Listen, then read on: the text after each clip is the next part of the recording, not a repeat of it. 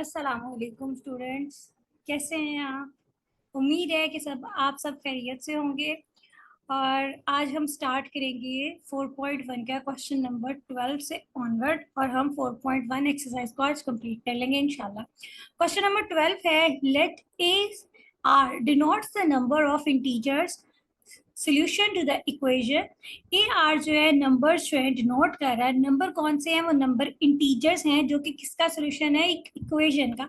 और वो इक्वेशन क्या है? वो इक्वेशन है हमारे पास x1 plus x2 plus x3 is equal to r, where 3 great less equal है x1 से और ये लेस इक्वल है 9 से। अब इनके ऊपर कंडीशंस है कि जो x1 है वो 3 और 9 के बिटवीन है, और 3 एंड 9 आल्सो इंक्लूड है के अंडर दिया गया है।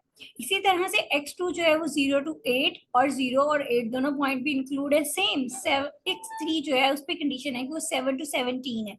Find the generating function of for the sequence a r and determine the value of a28। हमने जनरेटिंग फंक्शन को फाइंड करना है सीक्वेंस ए आर के लिए, और सीक्वेंस ए आर के फाइंड करने के बाद हमने डिटरमाइन करनी है वैल्यू A20 की। सोल्यूशन पे आते हैं here। अब यहाँ पर हमें सिंपली जो स्टेटमेंट से समझ आ रहा है वो ये है कि हमने जनरेटिंग फंक्शन फाइंड करना है। अब जनरेटिंग फंक्शन फाइंड करने के लिए हमारे पास तीन वेरिएबल्स हैं, x1 x2 x3। x1 x2 x3 तीनों के सेपरेट सेपरेट जनरेटिंग फंक्शंस बनेंगे, और उन फंक्शंस को हम कंबाइन करेंगे, और कंबाइन करने के बाद हमारे पास एक इक्वेशन की फॉर्म में आ जाएंगे, और उस इक्वेशन में से हमने डिटरमाइन करनी है A28 की वैल्यू। मींस हमने x पावर 28 का कोएफिशिएंट फाइंड करना है, यहाँ पर जो हमारा मेन पर्पस। यही काम हमने पहले भी किया, लेकिन यहाँ पर क्योंकि स्टेटमेंट में थोड़ी सी वेरिएशन कर दी गई है, बाकी जो मेन काम है वो सेम ही आ जाता है तकरीबन, लेकिन जो स्टेटमेंट में वेरिएशन की वजह से थोड़ा सा स्टार्टिंग डिफरेंट हो जाता है। Here it is given that the variable x1 is of the form, x1 की जो फॉर्म है 3 और 9 के in between. So the generating function for x1 is, जो जनरेटिंग फंक्शन होगा x1 के लिए वो क्या होगा? x cube plus x power 4 plus so on x power 9। Means हमारी जो मिनिमम है और जो इंक्लूड वैल्यू 3 है और मैक्सिमम 9 है। सिमिलरली x2 वेरिएबल के लिए भी हमारी जो फॉर्म होगी वो 0 to between 8। 8 also includes, so the generating function for x2 is 1 to onward x power 8। देखिए यहाँ पर 1 है, means x power 0, x power 0 is equal to 1। तो ये आपके पास 1 से लेके x पावर 8 तक।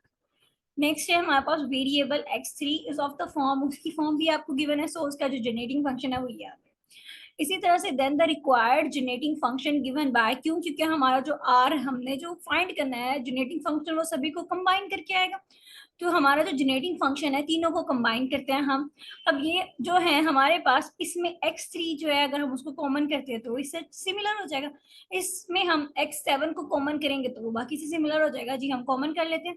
टू फाइंड द वैल्यू, हमने फाइंड वैल्यू करनी है A28, मीन्स के कोएफिशिएंट ऑफ x28 को हमने फाइंड करना। हमारा जो मेन पर्पस है वो है x28 कोएफिशिएंट को फाइंड करना। Now we find the required coefficient as, अब हम रिक्वायर्ड कोएफिशिएंट को फाइंड करने के लिए यहाँ से फर्स्ट टर्म में से हमने x पावर 3 कॉमन की, और लास्ट टर्म में से x पावर 7, और हमारी जो बाकी जो हमारे पास बचेंगी वो बिल्कुल तीनों टर्म्स जो है वो सेम तकरीबन तकरीबन हो जाएंगी, उनकी स्टार्टिंग सेम हो जाएगी। और हमें इसको फाइंड करना है, इसकी ज्योमेट्रिक सीरीज फाइंड करना इजी हो जाएगा कंपैरिजन टू जब हम इसको कॉमन नहीं करते। ठीक है, जब हमने कॉमन कर लिया, ये जो कॉमन टर्म्स है इनको जब मल्टीप्लाई करेंगे तो इनकी पावर्स ऐड हो जाएंगी। ये लॉगरिथम का रूल, ये हमारे पास जो होता है एक्सपोनेंशियल का रूल होता है। जो बाकी जो टर्म है, क्योंकि ये फाइनाइट सीक्वेंस है, फाइनाइट ज्योमेट्रिक सीक्वेंस है, ये भी फाइनाइट है, ये भी फाइनाइट है, तो इसके ऊपर जो सीरीज का फॉर्मूला लगेगा वो वही है जो हमने पहले यूज किया हुआ है, एस एन इज इक्वल है a1 1 minus are power N और 1 माइनस आर। तो इसी तरह से 1 माइनस, तो हम इसको यूज करेंगे, फॉर्मूला को यूज करने के बाद डिनोमिनेटर के जो टर्म्स हैं वो हमारी तीनों में सेम है, तो उनको हम तीनों में साइड पे कर लेंगे, और बाकी जो नॉमिनेटर की टर्म है उनको हम सेपरेट कर लेंगे। नॉमिनेटर की टर्म में देखिए क्योंकि कोई पावर नहीं है, अगर तो पावर होती तो हमें यहाँ पे बायनोमियल थ्योरम के जरिए इनको ओपन करना था। और क्योंकि इनकी कोई पावर नहीं है तो हमें बायनोमियल थ्योरम की इंप्लीमेंटेशन की कोई जरूरत नहीं है, हम इसको सिंपली भी कर सकते हैं। हम इनको सिंपली मल्टीप्लाई करेंगे, और हमारे पास ये मल्टीप्लाई करने से जो है इनकी सिंप्लीफाई करके हम इसको सॉल्व कर लिया है हमने।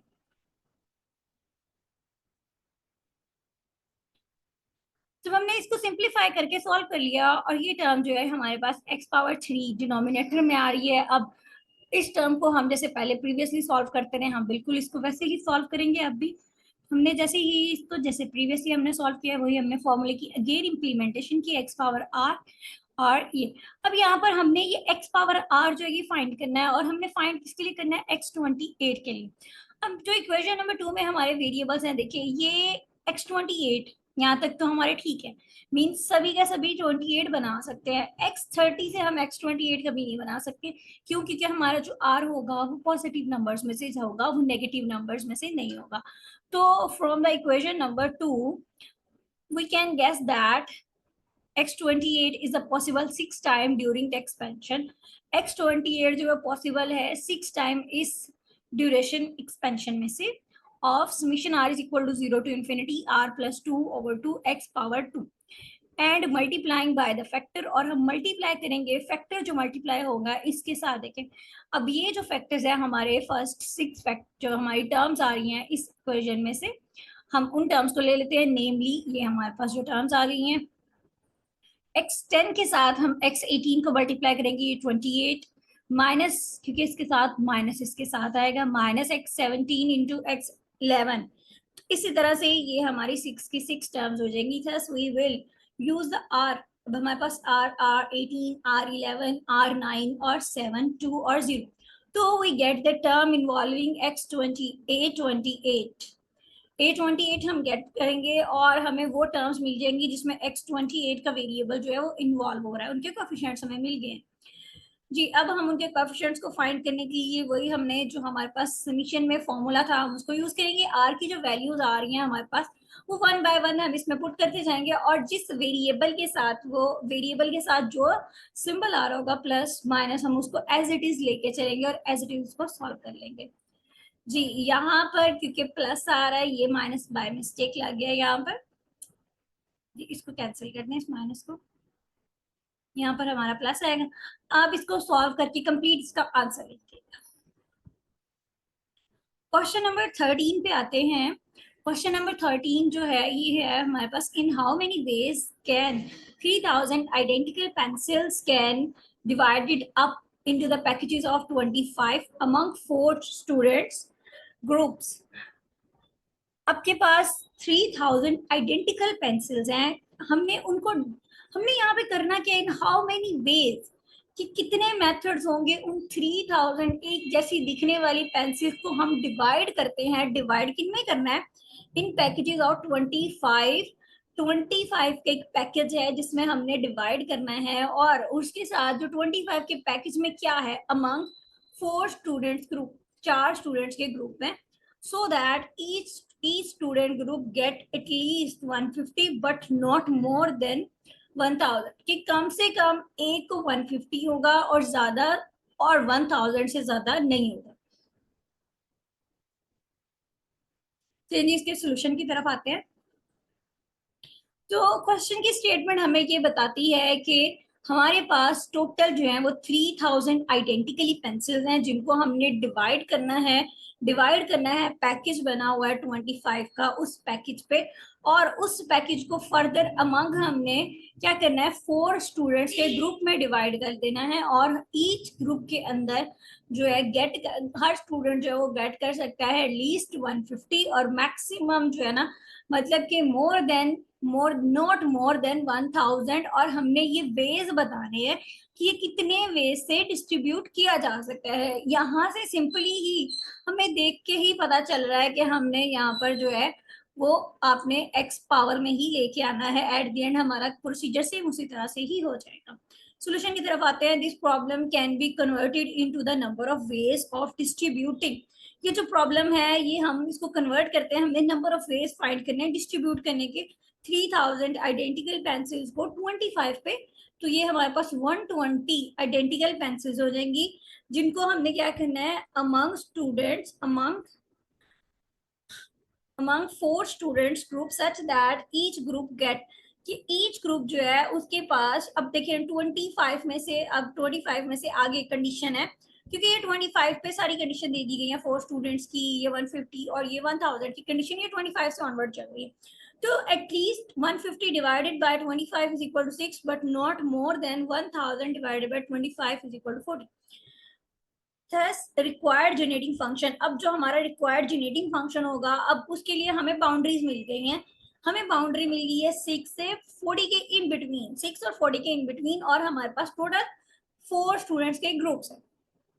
सो द जनरेटिंग फंक्शन हमारे पास g of x is equal आएगा x पावर 6 से ऑनवर्ड x पावर 40, और 4 स्टूडेंट्स के ग्रुप हैं तो 4. अब हमने जो फाइंड करना है कोएफिशिएंट जो कि इसको डिस्ट्रीब्यूट करने के वेज है, वो वेज कितने हैं, वो टोटल वेज हमारे पास 120 है. तो इनका जो कोएफिशिएंट होगा 120 है, मतलब कि a 120, हमने उसकी वैल्यू करनी है find. Now we find the required coefficient as, अब हम रिक्वायर्ड कोएफिशिएंट को फाइंड करने के लिए पहले जनरेटिंग फंक्शन में से जनरेटिव फंक्शन को हम सिंप्लीफाई करते हैं, हम प्रीवियसली करते रहे हैं. x पावर 6 हम कॉमन कर लेंगे ताकि ये 1 से स्टार्ट हो हमारा, और ये हमारी ज्योमेट्रिक सीरीज इनफाइनाइट नहीं है, कि फाइनाइट है. तो उसके ऊपर फाइनाइट की ज्योमेट्रिक सीरीज की इंप्लीमेंटेशन होगी, क्योंकि 4 जो है वो 6 पे भी होगा, तो ये जब इसके साथ मल्टीप्लाई होगा तो ये हमारे पास इस तरह से 24 आ जाएगा. अब इसके ऊपर जब हमने इम्प्लीमेंटेशन की है, देखिए, तो आपकी डिनोमिनेटर और नॉमिनेटर दोनों पे 4 पावर आ गई, और जो नॉमिनेटर की पावर है उसको हम बाइनोमियल थ्योरम के जरिए इसको ओपन करेंगे, क्योंकि पावर 4 है. तो हमने इसको बाइनोमियल थ्योरम यूज कर लें या बाइनोमियल एक्सपेंशन यूज कर लें, हमने उसके जरिए इसको ओपन किया. ये हमने सेकंड चैप्टर में सारा पढ़ लिया हुआ है. और ओपन करने के बाद हम इसको इक्वेशन नंबर 1 में इंप्लीमेंट कर देंगे.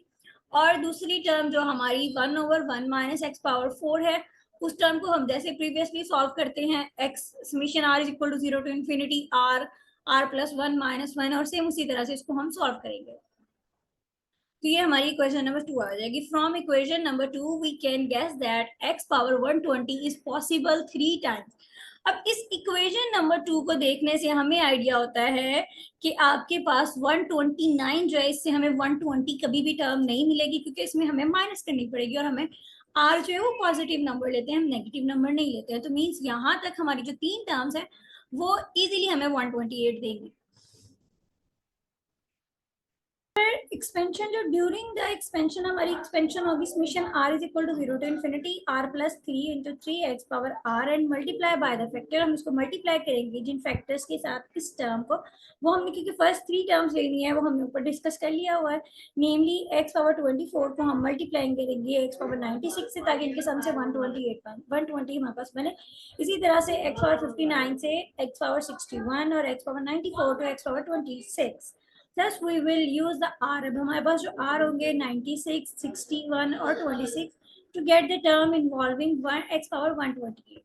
Here a जो a 120 is a coefficient of x 120, and क्योंकि हमें coefficient हमें मालूम करना है, तो हमें x पावर 128 के लिए जो coefficient हमें मिलेगा वो a 128 होगा, और a 120 is equal to this, क्योंकि अब हमारे पास जो x है उसके साथ कोई कोएफिशिएंट नहीं, x 24 के साथ, वो एज इट इज -4, क्योंकि x 59 के साथ जो कोएफिशिएंट है वो -4 है.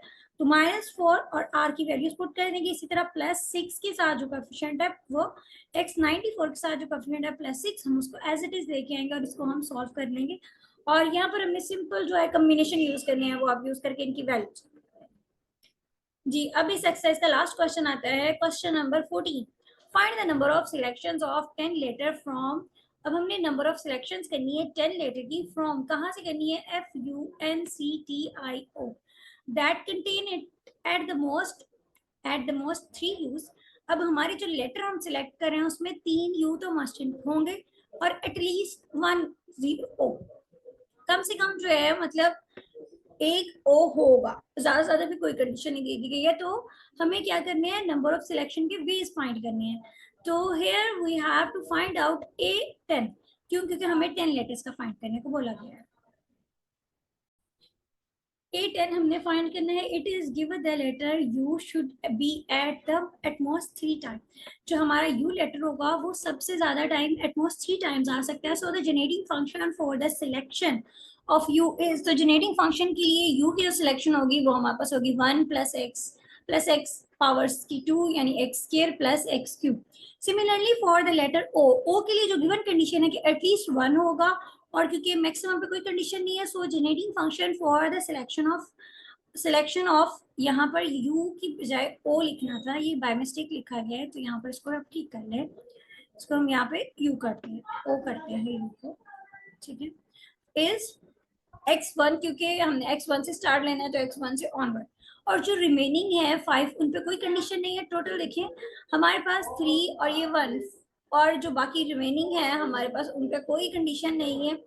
तो वो हमारे पास जो है पावर 5 जो लेटर होंगे रिमेनिंग, यहाँ से टोटल हमारे लेटर कितने हैं, ये टोटल लेटर 7 है, उसमें से यू और ओ ये दो निकल गए, तो रिमेनिंग 5 लेटर्स है। उनके ऊपर जो कंडीशन है नॉन रिस्ट्रिक्शन है, तो उनका जो जेनेटिक फंक्शन होगा वो हमारा सिंपली होगा 1 से 1 x से ऑनवर्ड।